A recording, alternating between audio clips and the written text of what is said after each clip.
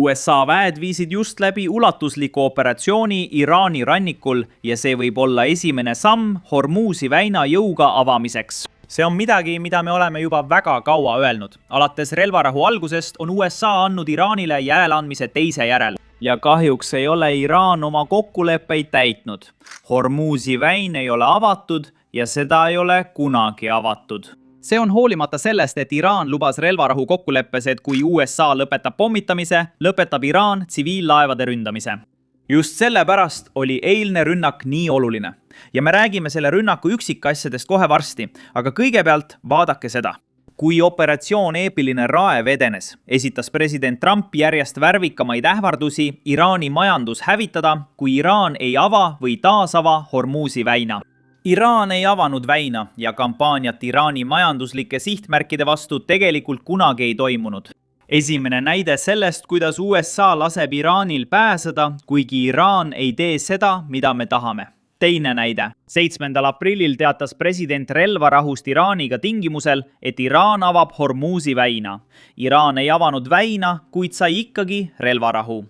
Seejärel alustas USA merevägi 13. aprillil pärast läbirääkimiste takerdumist Iraani sadamate blokaadi. Möödunud pühapäeval teatas president Project Freedomist, piiratud operatsioonist, mille eesmärk on hakata taastama liiklust Hormuzi väinas. Iraan vastas rünnakutega väinas ja sihtmärkide pihta Araabia Ühendemiraatides. Nüüd räägin nendest rünnakutest Araabia Ühendemiraatides, sest USA vastus või pigem vastamata jätmine ajas tegelikult paljud Pärsia lahe liitlased vihaseks. Aga jätkame kõigepealt selle raportiga. Seejärel teisipäeva hommikul vastuseks sellele kättemaksule pärast segadust piirkondlike liitlastega ja väidetavalt edasiste läbirääkimiste tingimuste loomiseks peatas president väina taasavamise katse, jättes selle de facto Iraani kontrolli alla. USA blokaad jääb kehtima. Aga muus osas on aprilli algusest saadik see lugu olnud ühepoolsete Ameerika järeleandmiste, vastuseta Iraani rünnakute, kummalise taganemisega Project Freedomi puhul ja presidendi ähvardustega, mida pole veel täide viidud. Lisaks nende usutavale veendumusele, et väina sulgemine annab neile majandusliku ja poliitilise mõjuvõimu Washingtoni üle, ei saa siin kirjeldatud faktimuster muud teha, kui anda Iraani juhtidele kindlust, et nende positsioon pole sugugi nii nõrk, kui see muidu võiks tunduda. Tundub ebatõenäoline, et nad oleksid valmis kiiresti tegema suuri järeleandmisi tuumaküsimuses ja väina osas. Lõppude lõpuks lubas president Trump Ameerika rahvale 4–6 nädala pikkust sõda ning tema tegevus näitab selgelt vastumeelsust naasta suuremahuliste lahingutegevuste juurde. Halvad sõjatulemused, näiteks see Iraan kontrollib väina määramata ajaks, võivad juhtuda. Parim viis jõuvahekordi otsustavalt meie kasuks muuta oleks jätkata väina puhastamisega, säilitades samal ajal meie blokaadi. On selge, et see näitab, et Ameerika Ühendriigid olid olnud liiga leebed. Tegelikult oleme olnud nii leebed, et mõned meie liitlastest olid tegelikult pahased selle üle, kui palju mänguruumi me Iraanile anname. Alles 2 päeva tagasi, kui Iraan ründas Araabia Ühendemiraate, ütles ühendstaabi ülem kindral Dan Kane avalikult, et see polnud suur asi. See polnud tõsine rünnak. Araabia Ühendemiraadid ei näinud seda nii, kui neid rünnati. Nende pihta tulistati umbes 10 ballistilist ja tiibraketti. Jällegi, raketid tulistati alla, kuid Araabia Ühendemiraatide vaatenurgast ei peetud seda väikeseks rünnakuks. Nende jaoks oli see tõsine nende suveräänsuse rikkumine ajal, mil Iraan pidi justkui järgima relvarahu Ameerika Ühendriikidega. Araabia Ühendemiraadid ja Saudi Araabia soovisid, et Ameerika Ühendriigid reageeriksid Iraani relvarahu rikkumisele, kuid USA ei teinud midagi. Ja see jättis tõenäoliselt jälje meie suhetele Pärsia lahe liitlastega. Aga õnneks muutus see kõik eile. Alles eile viisid USA sõjaväelased läbi rünnakud Iraani Qasemi sadamale ja Bandar Abbasi sadamale. Seda kinnitavad USA kõrged ametnikud ja president Trump ise on seda kinnitanud, nagu te kohe näete. Kuid see ei tähenda, et relvarahu on läbi. Tegelikult on meil mõned kaadrid, mida ma tahan teile näidata enne, kui läheme detailidesse. Siin on Iraani riigimeedia poolt avaldatud kaadrid õhutõrje tegevusest, mis on filmitud Teheranis. Ma kahtlen, et see toimub Teherani kohal, sest rünnakud olid peamiselt koondunud rannikualale, kuid need kaadrid on filmitud Teheranis. Vaadake.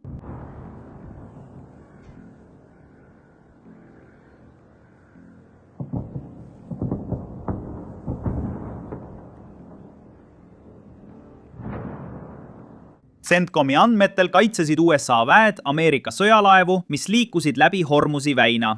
siin on avaldus. USA väed tõrjusid põhjendamatuid Iraani rünnakuid ja vastasid enesekaitselöökidega, kui USA mereväe juhitavate rakettidega hävitajad liikusid 7. mail läbi Hormuzi väina. Iraani väed tulistasid välja mitu raketti, drooni ja väikelaeva, kui USS Trunston, USS Rafael Peralta ja USS Mason liikusid läbi rahvusvahelise merekoridori. Ükski USA vara tegelikult pihta ei saanud ja see on oluline, sest Iraani meedia avaldas palju väiteid, öeldes, et nad sihtisid USA sõjalaevu, mis üritasid siseneda Hormuzi väina. Tegelikult tähendab see, kui Iraan ütleb, et nad midagi sihtisid, lihtsalt seda, et nad lasid paar drooni selles suunas välja. Ja tegelikkuses ei jõua need droonid ja raketid kunagi USA sõjalaevadele isegi lähedale. Need tulistatakse alati maha juba enne või kukuvad lihtsalt avamerele. Aga Iraani jaoks on juba see edu, kui nad siivad või tulistavad midagi USA sihtmärgi suunas. Pole oluline, kas nad tekitavad kahju või mitte. Igatahes, lähme tagasi avalduse juurde. USA keskväe juhatus kõrvaldas lähenevad ohud ja ründas Iraani sõjaväerajatisi, mis olid vastutavad USA vägede ründamise eest, sealhulgas raketi ja droonide stardipaigad, juhtimis- ja kontrollpunktid ning luure, seire ja luureandmete kogumise kohad. CENTCOM ei soovi olukorra eskaleerumist, kuid on oma positsioonidel ja valmis Ameerika vägesid kaitsma. Seejärel kinnitas president Trump seda uudist ja selgitas ka, et USA sõjalaevad läksid sisse ja tulid välja, olles tule all, kuid neid ei kahjustatud ei siis, kui nad sisenesid Hormuzi väina, ega siis, kui nad sealt väljusid. Vaadake tema avaldust. 3 maailmatasemel Ameerika hävitajad väljusid just väga edukalt tule all Hormuzi väinast. 3 hävitajale ei tekitatud mingit kahju, kuid Iraani ründajatele tekitati suurt kahju. Nad hävitati täielikult koos arvukate väikelaevadega, mida kasutatakse nende täielikult peata mereväe asendamiseks. Need paadid vajusid kiiresti ja tõhusalt merepõhja. Meie hävitajate pihta tulistati rakette, kuid need tulistati kergesti alla. Samamoodi tulid droonid ja need hävitati õhus. Tavaline riik oleks lubanud neil hävitajatel mööduda, kuid Iraan ei ole tavaline riik. Neid juhivad hullumeelsed ja kui neil oleks võimalus kasutada tuumarelvi, teeksid nad seda kõhklemata. Kuid neil ei teki kunagi seda võimalust. Täpselt nagu me täna nad jälle välja lõime, lööme neid tulevikus palju kõvemini ja palju jõulisemalt, kui nad oma lepingut kiiresti ei allkirjasta. Meie 3 hävitajat koos oma suurepärase meeskonnaga liituvad nüüd taas meie mereblokaadiga, mis on tõeline terasest müür. Nüüd, president Trump pidas tegelikult ajakirjanikega kõne ja nimetas seda rünnakut lihtsalt kergeks müksuks. Ta ütles, et relvarahu kestab endiselt. See rünnak ei muuda midagi. Tegelikult siin on avaldus, mille ta tegi televisioonis. Kuulake. Pärast neid rünnakuid, kas relvarahu Iraaniga kehtib endiselt? Jah, kehtib küll. Ma ütlesin, nad jamasid meiega täna. Meie hävitasime nad. Nad jamasid. Mina nimetan seda tühiseks asjaks. Ma annan sulle teada, kui vaherahu enam pole, sul pole vaja, et ma sulle sellest teada annaksin. Kui vaherahu pole vaja, et ma sulle sellest teada annaksin. Sa lihtsalt näed, kuidas Iraanist tuleb üks suur löök.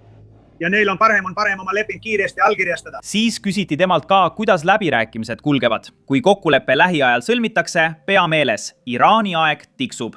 See on nagu NFL-i draft või midagi sellist, aga Iraanil on 48 tundi, mis peaks lõppema täna öösel, kui te seda videot reedel vaatate. Vaatame, kas Iraan reageerib või mitte, aga siin on, mida president Trump ütles. Läbirääkimised kulgevad väga hästi, aga nad teavad aru saama, et kui kokkulepet ei sõlmita, ootavad neid rängad kannatused. Neid ootab palju valu.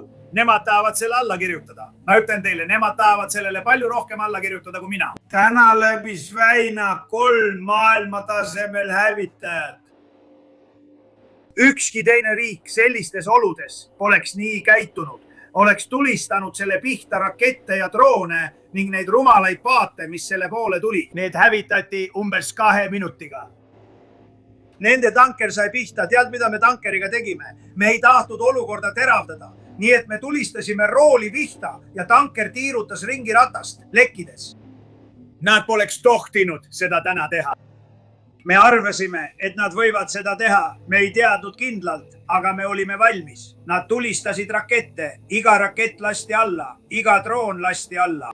Ja inimesed, kes need välja tulistasid, ei ole enam meiega. Nüüd, kõige naljakam asi, mis eile juhtus, oli see, et Iraan tabas kogemata üht omaenda liitlast ja just seda liitlast, keda neil praegu hädasti vaja on. See liitlane oli Hiina. Enne kui sellest räägime, kiire meeldetuletus. Vajutage allpool olevaid meeldib ja telli nuppe. see aitab meid tõesti väga palju, kui te videot toetate, sest nii jõuab see rohkemate inimesteni. Nüüd räägime sellest suurest apsust, mille Iraan ise tegi. Reutersi andmetel tabas Iraani rakett sel pühapäeval Hiina suurt rafineeritud toodete tankerilaeva Araabia Ühendemiraatide Al Jazeera porti lähedal. Laeva omaniku allika sõnul on see esimene kord, kui Hiina laeva on Iraani tule all tabatud alates konflikti algusest. Väidetavalt oli laev märgistatud kui Hiina omanikule kuuluv ja Hiina meeskonnaga, kuid sellest hoolimata oli see sihtmärgiks. Ja oluline on meeles pidada, et esmaspäev oli sama õhtu, kui Iraani välisminister läks Hiinasse abi paluma. Ja justkui see poleks juba piisavalt naljakas. Kas te mäletate, et selle sõja alguses andis just Hiina Iraanile laevavastaseid rakette, lootes, et Iraan kasutab neid Ameerika sõjalaevade vastu? Tundub, et Iraan kasutab Hiina laevavastaseid rakette Hiina tsiviillaevade vastu ja hävitab neid. Paras iroonia kogu selles olukorras. Nüüd on mul teile üks küsimus. Kas te arvate, et Iraan sihtis Hiina laeva meelega või arvate te, et Hiina kommunistliku partei poolt Iraanile antud timuraketid läksid lennuajal rikki ja tabasid Hiina laeva, mida Iraan ilmselt ei sihtinud? Andke oma mõtetest teada allpool kommentaarides. See on kõik, mis mul täna teile öelda oli. Salvestan seda neljapäeva õhtul, nii et peame veel ootama ja vaatama, mis edasi saab. Kas Iraan kavatseb selle rünnaku tõttu vaherahu rikkuda? Või kas Iraan kavatseb siiski vaherahu austada ja loodetavasti allkirjastada mingi vastastikuse mõistmise memorandumi, et nende majandus ellu jääks? Saame teada, kui aeg edasi läheb. Annan teile kindlasti teada tulevases videos, niipea kui meil on rohkem teavet.